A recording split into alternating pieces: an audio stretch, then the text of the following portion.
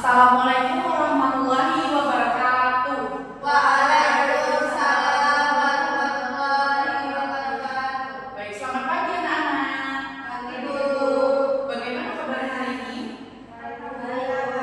Baik, alhamdulillah. Ibu harap kalian semua dalam keadaan sehat dan siap mengikuti pembelajaran hari ini. Kita akan belajar tentang menulis cerita fantasi yang sangat berkaitan dengan imajinasi dan kreativitas kalian. Ibu harap kalian aktif bertanya, berani menjawab, tidak takut salah ya. Ya, Bu. Baik, sebelum kita mulai, alangkah baiknya kita berdoa terlebih dahulu. Berdoa dimulai. Berdoa selesai. Baik, Ibu akan absen dulu.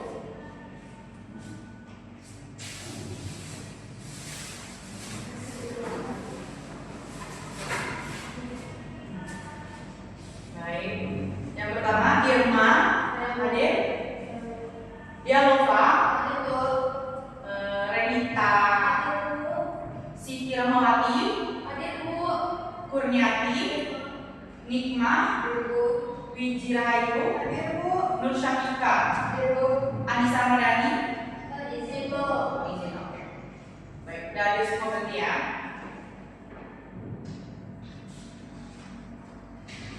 Anak-anak, dalam kehidupan sehari-hari kita sering membaca berbagai jenis cerita. Ada cerita nyata dan ada cerita yang tidak nyata. Cerita yang tidak nyata biasanya berisi makhluk ajaib, keajaiban tidak masuk akal, dan dunia yang berbeda. Cerita seperti ini disebut cerita fantasi. Cerita fantasi penting karena dapat melatih imajinasi, kreativitas, kemampuan menulis. Siapa yang pernah membaca cerita fantasi? Baik, ya. Cerita tentang apa? Irma ada? Pernah cerita tentang cerita fantasi?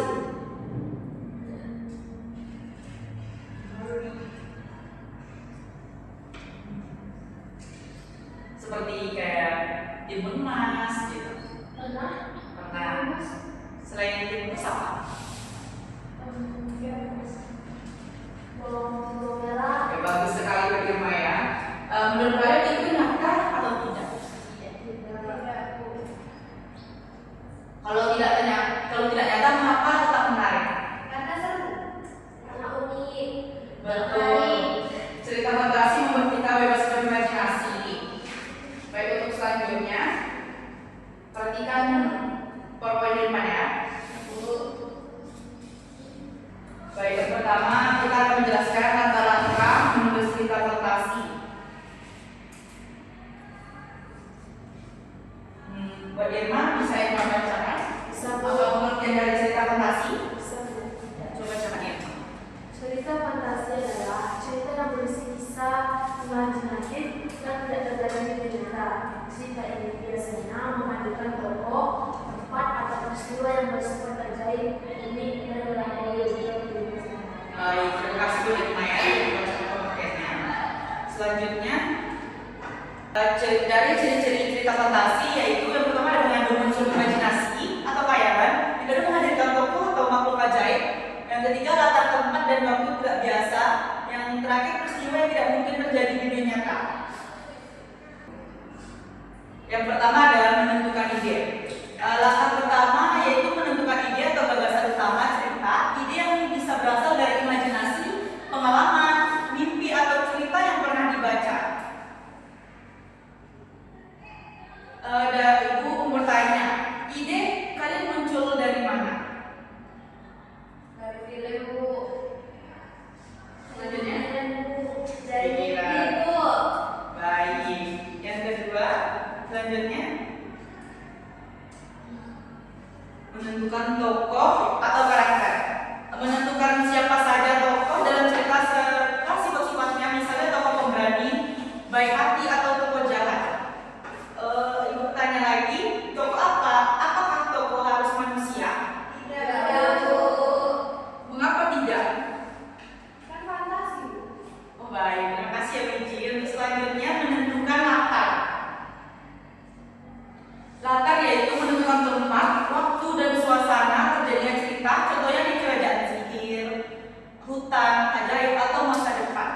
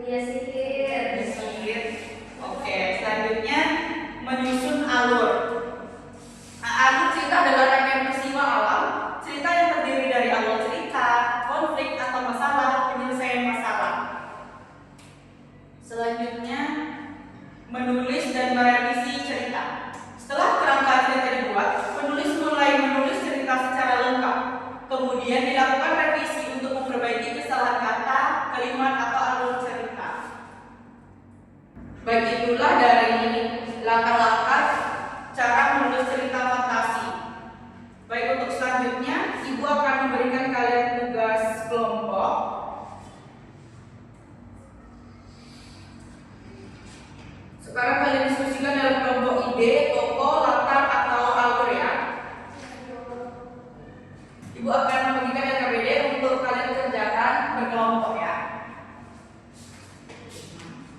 Berkelompok dulu ya.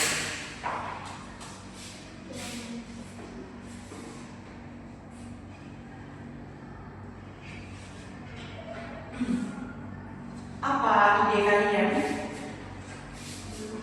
Belum. Ya, apa idenya? Baik ya, jangan ya. Kalau selesai boleh dikumpulkan ya.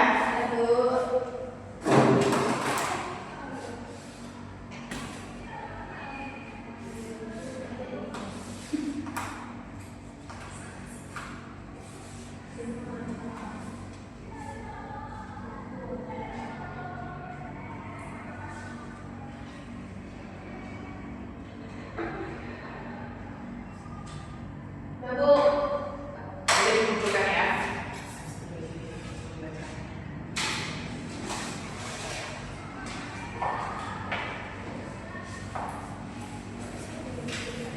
Terima kasih ya, teman. Ya.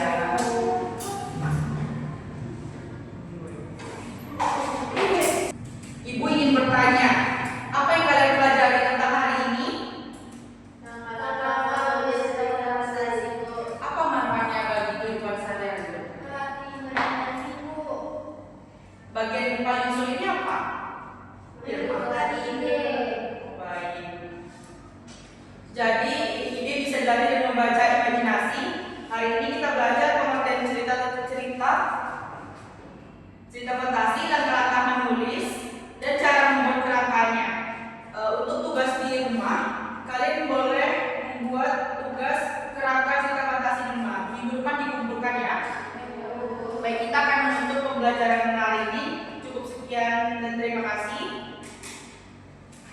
Kita sebelum menutup, kita berdoa terlebih dahulu ya, anak. Berdoa dimulai. Berdoa selesai. Terima kasih atas perhatian kalian. Tetap semangat belajar dan terus berkarya ya, anak. Assalamualaikum warahmatullahi wabarakatuh.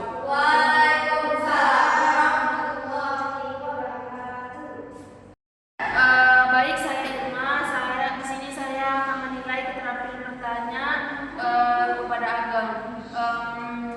Yang pertama, mengungkapkan pertanyaan secara jelas. Saya memberi nilai 4 karena Agam telah menyampaikan pertanyaan dengan bahasa yang mudah dipahami, tidak berbelit-belit. Yang kedua, pertanyaan sesuai dengan tema. Saya memberi nilai juga 4 karena pertanyaan tidak keluar dari materi yang sudah dipelajari. Terus yang ketiga, memusat perhatian peserta didik. Saya memberi nilai 3. Pertanyaan mampu membuat siswa fokus kembali. Siswa jadi memperhatikan dan siap menjawab. Yang keempat, pertanyaan tersebar ke seluruh peserta didik. Saya memberi nilai 4 karena guru tidak hanya bertanya ke siswa tertentu saja. Yang kelima, pertanyaan beruntut dan berjenjang. Saya memberi nilai 4 karena guru menghargai jawaban siswa dengan respon positif. Terus yang keenam, menunjukkan sikap antusias atas jawaban peserta. Saya memberi nilai 4 karena guru menghargai jawaban siswa dengan respon positif. Yang ketujuh, memberi waktu kepada peserta didik untuk berpikir. Saya memberi nilai 4 karena siswa bisa saling menanggapi jawaban temannya. Yang ke-8, mendorong terjadinya interaksi antar peserta. Saya memberi nilai 4 karena siswa bisa saling menanggapi jawaban temannya. Siswa juga ikut menanggapi jawaban dari temannya. Sekian, terima kasih. Assalamualaikum warahmatullahi wabarakatuh. Baik, saya Anissa Rahmadani. Di sini saya akan memberikan penilaian keterampilan menjelaskan yang telah dilakukan oleh Agam Putri Syahira. Komponen pertama yaitu gerakan dan gaya mengajar yang bervariasi. Di sini saya memberikan nilai 2 karena gerakan dan gaya mengajar guru masih kurang bervariasi. Guru cenderung lebih banyak diam di satu tempat sehingga pembelajaran terlihat kurang dinamis dan kurang menarik perhatian peserta didik.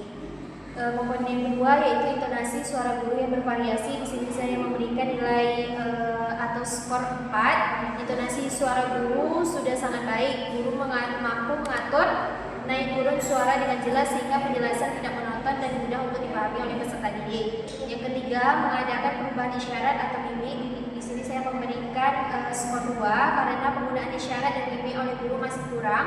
Ekspresi wajah dan gerakan tubuh belum sepenuhnya mendukung penyampaian materi sehingga penjelasan kurang hidup. Kemudian poin yang keempat, melayangkan pandangan kepada seluruh peserta didik atau pandangan mata ditujukan kepada peserta didik. Di sini saya memberikan poin 2 juga karena kontak mata guru terhadap peserta didik masih belum rata. Guru lebih sering melihat ke arah tertentu sehingga belum semua peserta didik merasakan diperhatikan. Kemudian komponen 5, pemenggalan frasa tepat sehingga mendukung makna. Di sini saya memberikan skor 3 karena pemenggalan frasa dalam penjelasan sudah cukup baik. Di sini agen mampu menyampaikan kalimat dengan cukup jelas meskipun masih perlu sedikit perbaikan agar lebih beruntun. Yang keenam, ada memberikan waktu senyap dalam berbicara. Di sini saya memberikan poin 4 karena agen sudah memberikan waktu jeda saat berbicara. Hal ini membantu peserta didik untuk memahami materi dan berpikir sebelum memberikan jawaban. Komponen yang ketujuh, memberikan penekanan butir-butir penting pengajaran. Di sini saya memberikan nilai 3 karena agen sudah cukup baik dalam memberikan penekanan pada poin-poin penting materi sehingga peserta didik dapat mengetahui bagian yang harus diperhatikan. Terima kasih.